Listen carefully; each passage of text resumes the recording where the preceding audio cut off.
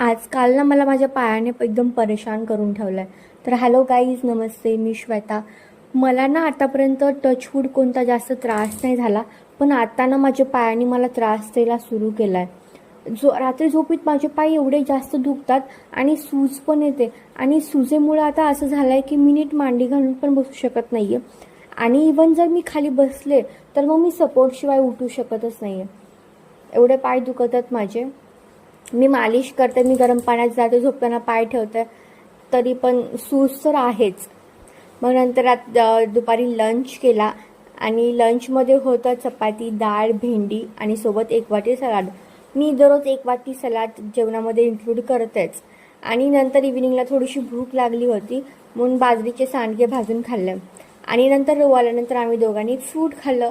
आणि जरा थोडासा किराणा संपला होता म्हणून आम्ही रात्री थोडंसं बाहेर गेलो आणि नंतर रात्री केला डिनर. तर भेटूयात आपण नेक्स्ट ब्लॉगमध्ये.